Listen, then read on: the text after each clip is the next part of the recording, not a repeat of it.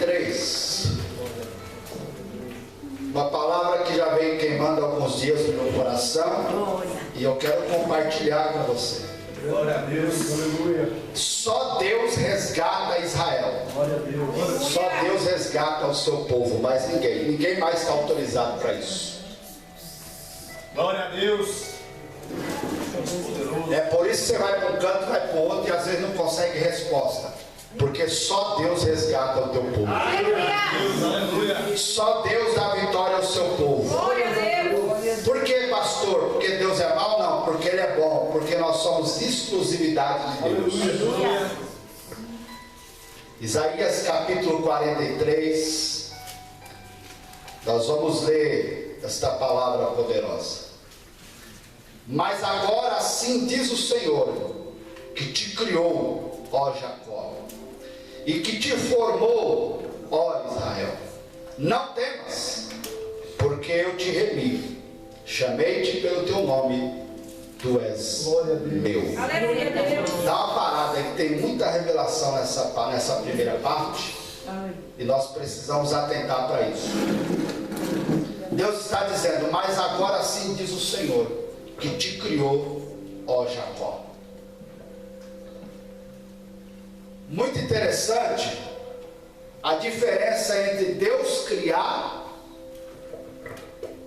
Deus separar, Deus remir e Deus formar. Quando Deus cria Jacó, Deus cria o ser humano para ser inserido. Aquele mesmo que ele escolheu, aquela mulher, aquele homem que ele escolheu, sabendo que vai se contaminar com o pecado. Porque desde o ventre da nossa mãe, nós somos contaminados pelo pecado. Porque a natureza do homem é pecaminosa. O salmista disse, eu fui gerado em pecado. Ele também diz, eu mamei o leite do pecado. E desde quando nós somos concebidos em pecado, porque o ser humano é pecador. Mas o Senhor não criou a Jacó. O Senhor, Ele criou o homem e a mulher, mesmo sabendo que ao entrar neste mundo, ao chegar nesse mundo, nessa vida, nós seremos contaminados com o pecado. Mas isso para Deus não quer dizer nada. O teu passado para Deus não quer dizer nada, porque Ele mesmo ordena que nós devemos esquecer o passado, que nós devemos nem considerar as coisas passadas, porque a partir do momento que você é de Deus, você é uma nova criatura. Aquele homem matador, perigoso, drogado, alcoólatra, que perdia tudo o dinheiro na jogatina, deixava a família passando necessidade, judiava dos filhos, batia na mulher. A partir do momento que ele vem para Deus, ele se torna um santo homem de Deus. Aquela pessoa que vivia, eu estava contando aqui o testemunho para o diácono Rony, que lá em Camboriú, meu irmão era pastor na época, eu era bem novo, eu tinha uns 11 anos de idade, eu era obreiro da igreja. Nós alcançamos ali uma vida, um irmão que chegou até a igreja, que ele era travesti de ponto de rua. E ele fazia ponto mesmo nas avenidas. E ele contraiu o vírus da AIDS. E ele chegou na igreja bem debilitado, bem magrinho e com muitos demônios. Era legiões. Começava a cantar ainda, ele manifestava. Qualquer oraçãozinha, os demônios atacavam, manifestavam no corpo dele. Era legiões de demônios. E ele estava já sabendo que ia morrer. E ali chegou na igreja e aqueles demônios foram expulsos. Foram meses de batalha. Foram meses ali mandando aqueles demônios embora. Até o dia que ele se converteu de verdade, batizou nas águas, virou obreiro e virou uma bênção. Glória a Deus. A AIDS sumiu, ele engordou, ficou bonito. Aquele homem que era só esqueleto, não conseguia nem falar, engordou, ficou bonito, virou um obreiro, um homem de Deus. Eita glória. E servindo a Deus.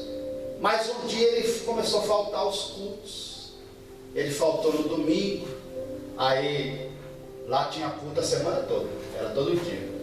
Aí na terça ele veio, Na quarta ele faltou, na quinta ele apareceu, no domingo já não apareceu, no sábado não veio, já não foi mais para os montes, com os obreiros, e começou a dar essas falhazinhas que você vê o povo dar na igreja. E numa dessas falhas o diabo pegou ele de novo. E um dia ele retornou para o culto, ele estava no culto, depois de uns dias sumido, e Deus usou a boca do pastor Ragnar, e disse assim: não volte para aquela vida, porque se você voltar, dentro de pouco tempo você vai morrer, não vai ter mais chance para você. Ele saiu ali cabeça baixa, não sei se ele creu ou não creu, ou ficou com raiva e foi embora. Depois dessa palavra ele continuou faltando nos cultos, falhando, não era mais aquele crente fervoroso, que isso é um perigo. Quando você perde a chama do Espírito Santo, a brecha, as portas vai sendo abertas e o diabo vai entrando de tudo quanto é lado. Aí você já não crê mais na palavra como você cria, você já não ora como você orava, os cultos não são mais a sua melhor atração, o seu melhor momento, você prefere estar em outros lugares. Aí quando sobra você vem para a igreja, porque você deixou a chama do Espírito apagar.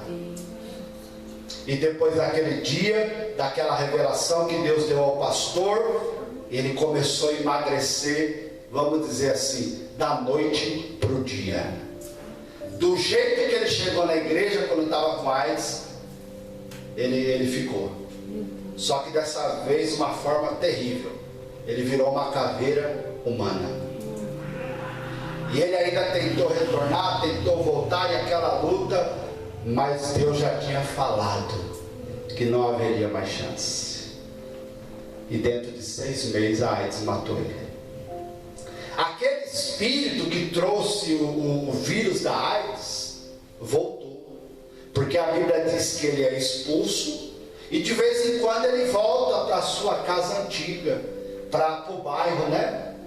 Para a rua antiga. Não tem aquelas pessoas que mudam, mas de vez em quando vem ver o povo. Cheguei, estou com saudade. O diabo é a mesma coisa. Visita. O diabo vem e fala assim: estou com saudade. Porque ele anda em lugares altos, ele é espírito, ele não tem corpo, e ele precisa de um corpo para fazer as bagunças dele. E a Bíblia diz que quando o demônio é expulso, ele vira e mexe, ele volta para o bairro antigo. Vira e mexe, ele volta para a rua onde ele morou, para a casa onde ele morou, para ver se aquela casa está desocupada. Ele olha de um lado, olha de outro, chega na janela, bate na porta, e ele bate e vê o eco da casa vazia. Opa, não tem ninguém, não tem nenhum móvel, não tem nada, não tem nenhuma ocupação. Porque quando o crente deixa de se ocupar com as coisas de Deus, ele vai se ocupar com as coisas do diabo.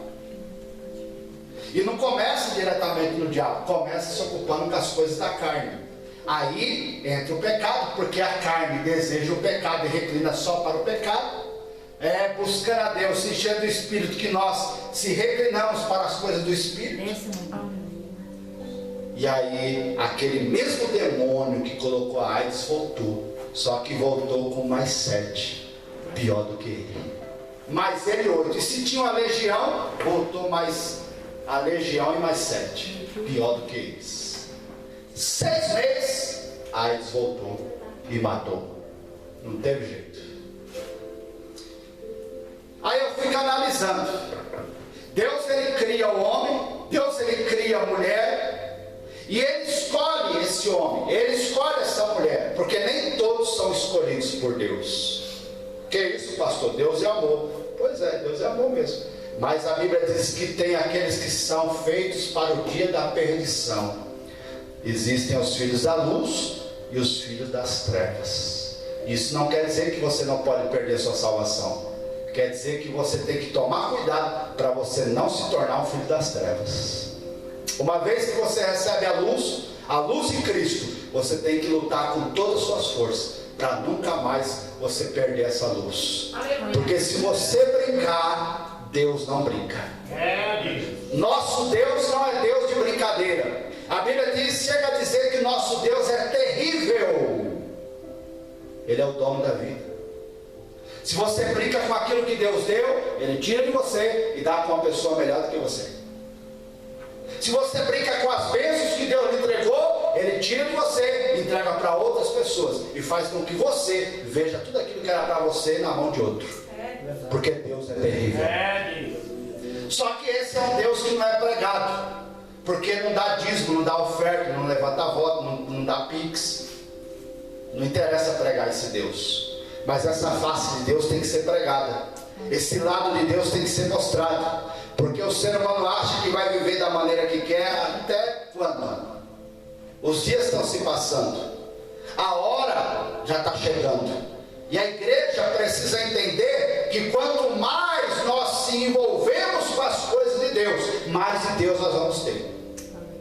A salvação não é por obras. A salvação Cristo deu através do seu sacrifício. Não por sacrifício alheio, mas pelo seu próprio sangue. E nós temos que saber que a salvação foi dada de graça. Mas nós temos que se envolver com as coisas de Deus para poder entender o que vem de Deus. Querido, se você vai num lugar, você vai no médico e o médico lê lá os seus exames e começa a falar uma linguagem técnica, você não vai entender nada. Talvez você não tenha nada, mas só pela dificuldade da palavra você fala, pronto, estou morto. Pela palavra que ele falou aí, deve ser uma coisa brava, porque ele falou um negócio aí que eu não entendi. E às vezes não é, às vezes é só uma verba mesmo. Só que a linguagem, porque você não entende, você não é do meio, você não está envolvido, você não estudou, você não se inteirou daquele assunto. E com Deus as coisas espirituais é a mesma coisa. Às vezes a pessoa fala, por que esses crentes, num frio desse, vai para a igreja? Fazer o quê? Porque a gente entende que no mundo espiritual não tem verão, não tem inverno, não tem primavera. O mundo espiritual trabalha e não para. E se nós não se envolvermos com as coisas de Deus, nós não deixaremos de ser Jacó para ser Israel. Vamos continuar sendo Jacó. Eu recebo ligações direto. Pastor, faz uma oração aí agora. Eu digo assim, vai na igreja que eu quero orar pessoalmente por você. Ah, porque eu estou ocupado, que eu estou aqui, que eu estou lá, que eu fui para cá, que eu fui para lá, que o cachorro tossiu, o gato miou. Não, vai na igreja, meu filho. Porque lá primeiro você vai ouvir a palavra e depois da palavra a fé vai vir no teu coração. Glória a Deus. E a fé vem por ouvir. Ouvir o quê? A fofoca da comadre na esquina? Não. Aquela conversinha lá na mesa da pizza? Não. É na igreja que a palavra é pregada. Glória a Deus. E hoje as pessoas estão querendo usar o pastor como um guru, como um feiticeiro. Menos eu. Menos eu. Não vai na igreja, meu filho. Lá você vai ouvir a palavra, vai participar do culto, vai louvar a Deus, vai bater palma, vai cantar, vai receber a unção que vai cair, e depois aí a palavra vai ter, a oração vai ter efeito na tua vida. Amém? Diga graças a Deus. E é isso que os pastores têm que fazer. Agora o ganancioso não, ele vai dando o que o povo quer, e não tem resultado também. Fica enganando, um enganando o outro. Irmão, se você crê, se você acreditar que quando Deus te chamou, você era Jacó, mas o plano dele é que você seja Israel. Aleluia. Glória a Deus. Israel está no centro do mundo. Israel é um lugar pequeno, mas que cada soldado de Israel vale por 10. Eita glória. O mundo quer pegar Israel e não consegue. As nações pleiteiam contra Israel e não conseguem pegar, porque a mão de Deus está sobre eles. E quem é Israel tem a mão de Deus sobre ele. E não vale a pena você ficar se enganando. Você vem à igreja e recebe uma cura porque Deus dá mesmo. Você vem à igreja e traz uma carteira de trabalho, Deus abre a porta porque Deus dá mesmo. A Bíblia diz que Deus não nega bem algum àqueles que lhe pedirem, mas o compromisso com Deus é para aqueles que deixam de ser Jacó para ser Israel. Aleluia. Porque Deus, ele é o quê? Deus é criador. Deus é criador. Só que aí você vai passar de ser criatura para quê? Vamos lá. Mas agora sim diz o Senhor que te criou. Não é o pastor que está dizendo não é o padre não. É Deus que está dizendo. que te criou, ó Jacó, e que te formou, ó Israel. Agora vem as promessas. Não temas, porque eu te remi, chamei-te pelo teu nome, tu és meu. Aleluia, Deus. Aleluia. Quando você deixa de ser Jacó para ser Israel, povo separado, eleito de Deus, então você começa a receber as promessas de Deus. Aleluia, Deus. Deus está dizendo: eu criei Jacó, eu criei o ser humano, eu criei o homem e a mulher, mas eu só formo Israel.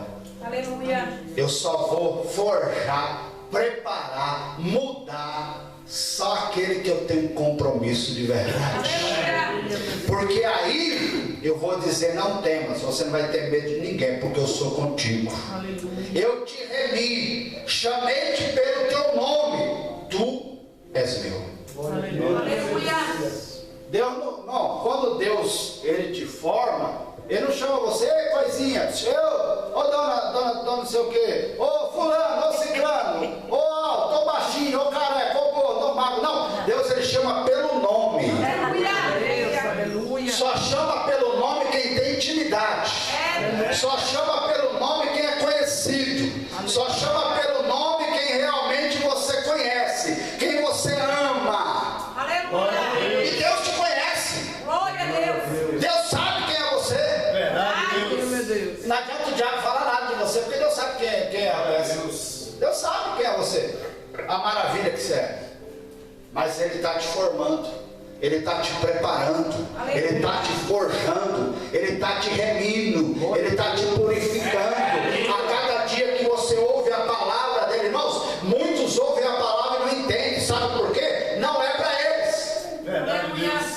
A palavra de Deus é para o teu povo. A promessa de Deus é para o povo de Deus.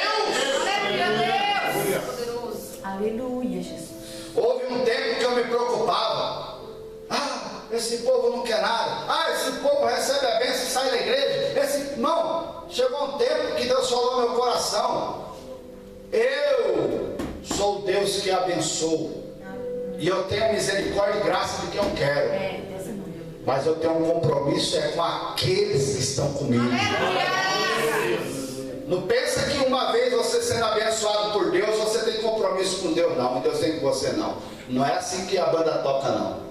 Deus tem compromisso com aquele que deixa ser formado, que é remido, que é preparado, que é forjado, que é limpo, purificado por Deus.